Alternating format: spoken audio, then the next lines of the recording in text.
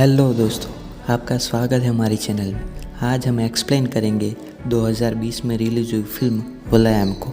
Movie के starting में एक आदमी दूसरे आदमी को घसीटते हुए कहीं ले जा रहा होता है। वहीं जो आदमी बेहोश है वो हमें अपनी कहानी सुनाने लगता है कि कैसे वो यहाँ पहुँचा। कहानी फ्लैशबैक में जाती है और हमें दो लोग दिखाए जाते हैं, अरविंद और दिशा, जहाँ इन दोनों के रिश्ते की बात चल रही होती है।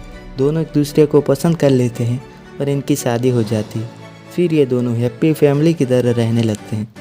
अरविंद एक दिन दिशा को किसी लड़के से बात करते हुए देख लेता है। एक रात दोनों बातें कर रहे होते हैं और दिशा प्रेग्नेंट भी होती है कि जब दिशा के फ़ोन पर मैसेज आता है तो दिशा चैट करने लगती है। ये देख के अरविंद को गुस्सा आने लगता है और पूछता है कि इतनी रात को किस फ्रेंड का मैसेज है। ये सुन के दिशा बोलती है, वो मेरे कॉलेज का फ्रेंड है और मर्द है, तुम्हें इससे कोई प्रॉब्लम है? ये कहकर दिशा गुस्से में हॉल में सोने के लिए चली जाती है।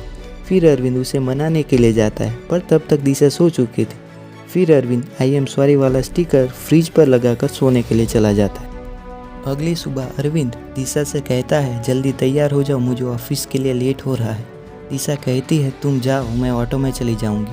फिर अरविंद भी गुस्से में ऑफिस के लिए निकल जाता है। फिर दिशा अरविंद को आई एम सॉरी वाला स्टिकर के नीचे गो टू हेल लिख देती है।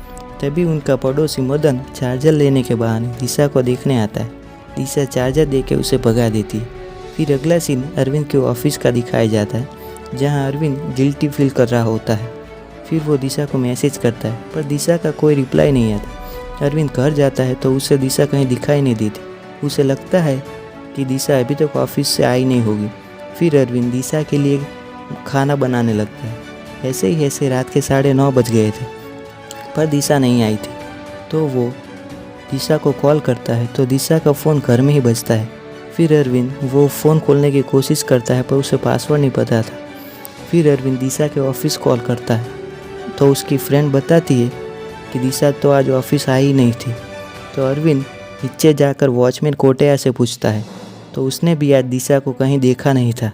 फिर सीन पुलिस स्टेशन शिफ्ट होता है। वहाँ इंस्पेक्टर रघुराम गौतम नाम के कॉलेज स्टूडेंट को वार्निंग दे रहा था, क्योंकि उसने एमएलए पर फनी मीम बनाए थे। तभी वहाँ एमएलए का बेटा सिद्धार्थ यानी चिन्ना आता है और उसके आदमी गौतम को मारने लगते हैं और उसे सॉरी वाला मीम पोस्ट करने को कह के छोड़ देते हैं। फिर अरविंद पुलिस स्टेशन आता है और रघुराम से कहता है कि मेरी बीवी मिल नहीं रही। तो रघुराम उसे मिसिंग कंप्लेंट लिखवाने को कहता है। फिर अरविंद अपने मोहल्ले में पूछताछ करता है, पर उसे दिशा के बारे में कुछ पता नहीं चलता। दूसरे दिन सुबह अरविंद के अपार्टमेंट में कोटैया से पूछताछ करती है पुलिस। तो वहाँ मदन उन्हें चुपके से देख रहा होता है। तभी अरविंद वहाँ आकर कोटैया से पूछता है, कल कोई अनजान शख्स आया था? तो कोटैया बताता है कि हाँ, कल एक आदमी मदन के घर पर आया था। फिर पुलिस और अरविंद दिशा के ऑफिस जाते हैं और उन्हें पता चलता है कि दिशा अपने एक फ्रेंड से मिली थी और उससे मिलने के बाद दिशा टेंशन में लग रही थी। वो आदमी एक ब्लैक कार में आया था, पर दिशा की फ्रेंड ने उसका चेहरा नहीं देखा था।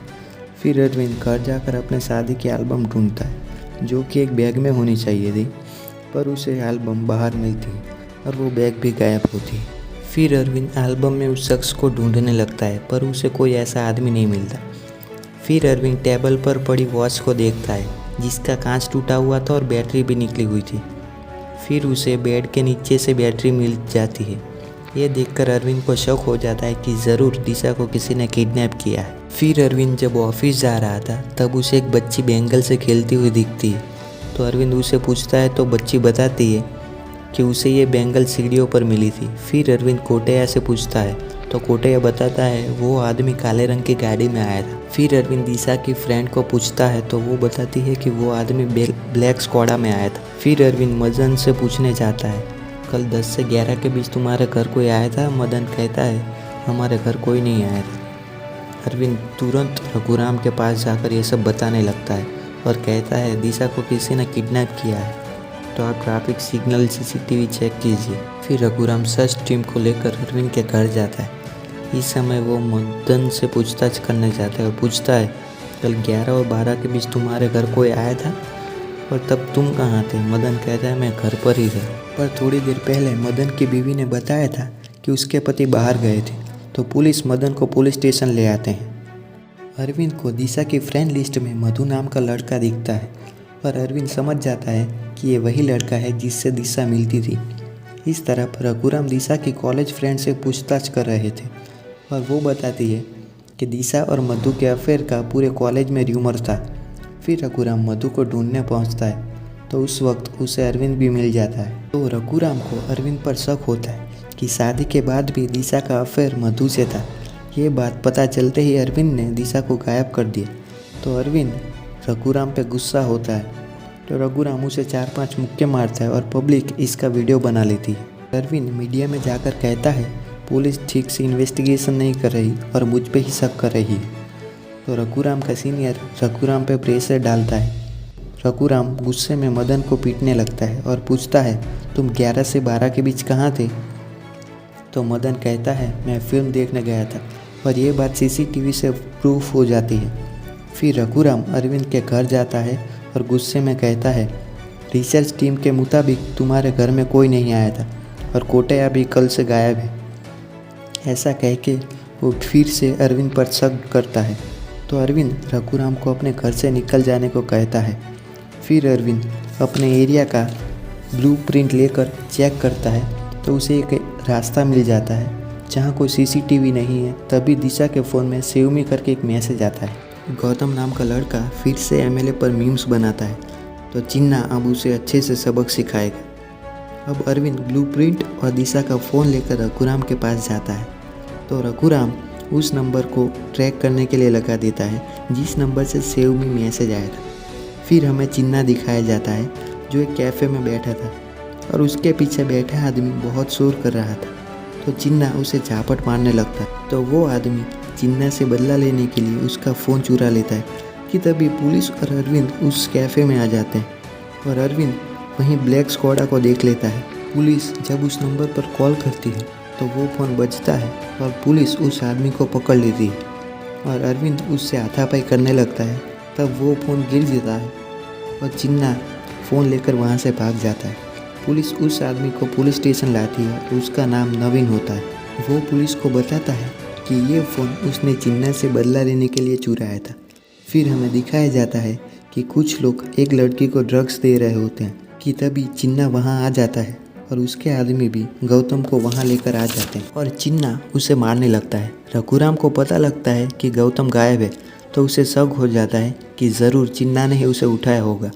अरविंद को मधु के बारे में पता चलता है तो वो मधु के घर जाता है पर मधु उसे देखते ही भाग जाता है पर फिर भी अरविंद उसे पकड़ लेता है। फिर मधु कहता है मुझे लगा कि आप मुझसे कर्जे की वसूली करने के लिए आए हैं इसलिए मैं भागा था। अरविंद मधु से अपने कॉलेज टाइम के बारे में पूछता है तो मधु बताता है कि मैं दिशा से प्यार करता था पर कभी अपनी फीलिंग्स उसको बता नहीं पाया।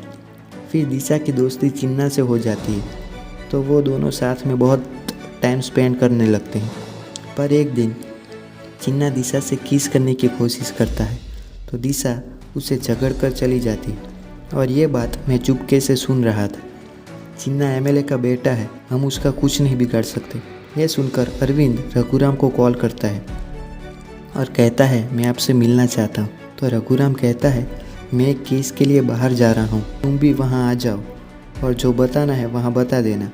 तो रघुराम अरविंद को चिन्ना के फ्लैट का एड्रेस देता है।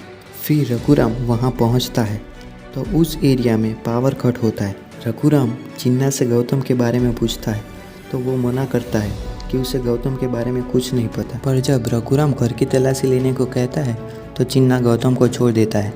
पुलिस के जाने के बाद चिन्ना अपने आदमी से कहता है हमें अपनी जगह बदलनी होगी। जब अरविंद उस एड्रेस पर आता है तब लाइट भी आ जाती है। पार्किंग में उसे चिन्ना की कार दिखती है तो वो लिफ्ट में जाता है, वहाँ उसे चिन्ना मिल जाता है। तो अरविंद चिन्ना को पकड़कर उसी की गाड़ी में डालकर एक सुनसान जगह पर ले जाता है। वहाँ अरविंद चिन्ना से दिशा के फ़ोटो दिखाकर उसके बारे में पूछता है तो चिन्ना बताता है ये मेरी कॉलेज में थी पर अब कहाँ है ये मुझे नहीं पता। दूसरी तरफ पुलिस को भी दिशा के फ़ोन में जिस नंबर से मैसेज आया था उसके बारे में पता चलता है, ये नंबर चिन्ना का ही था।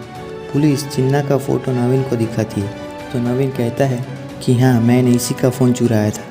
अरविंद चिन्ना को बहुत मारता है पर चिन्ना यही कहता है कि मुझे दिशा के बारे में कुछ नहीं पता।